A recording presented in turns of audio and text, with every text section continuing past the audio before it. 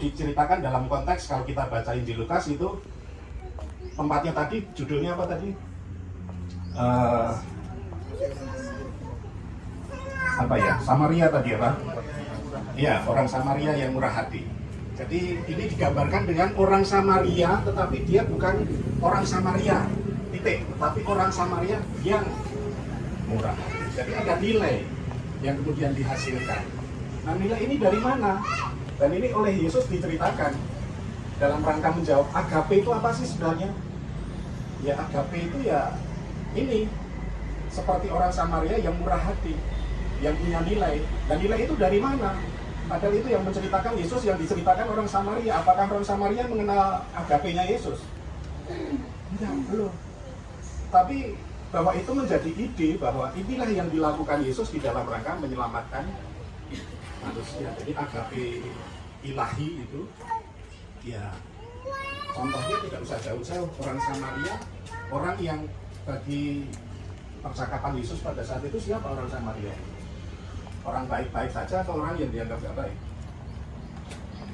Orang yang dianggap pada saat itu orang Samaria itu bukan orang Yahudi, ya kan?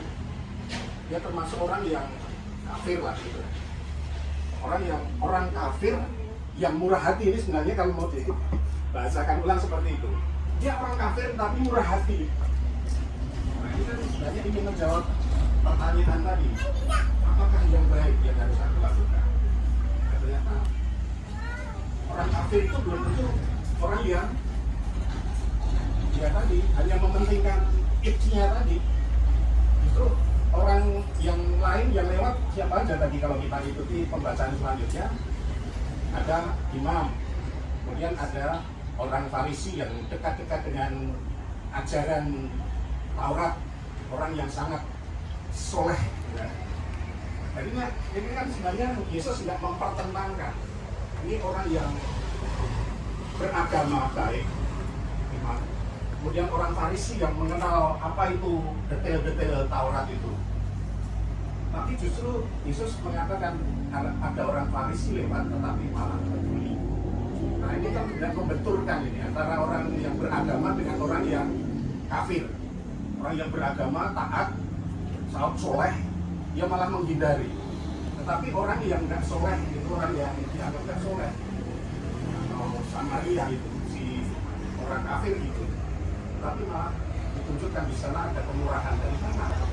Ya karena orang ini bukan hanya ya sebenarnya sudah mempunyai super ego di dalamnya. Kalau pakai analisisnya Simon Freud, orang ini sudah punya nilai, murah hati.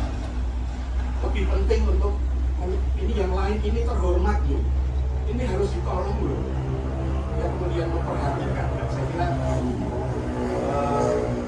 di sini Emmanuel Levinas ingin memperbaiki cara berpikirnya orang-orang Eropa pada saat itu yang berpikir bahwa filsafat Barat pada saat itu yang dominan itu adalah mementingkan id dan ego, sebenarnya mementingkan pemikiran-pemikiran yang melupakan relasi-relasi yang baik.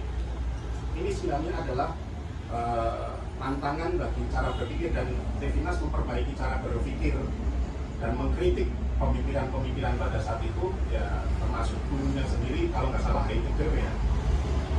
Kalau nggak ya, jadi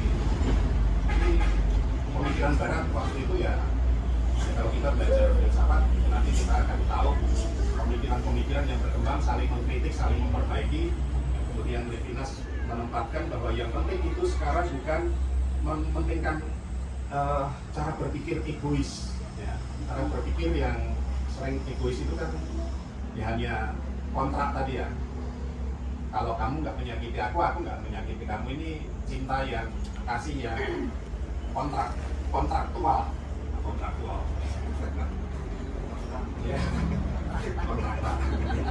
Transaksional. Kontrak itu yang penting sudah ada kontrak dan judulnya. Nah, jadi simetris gitu ya.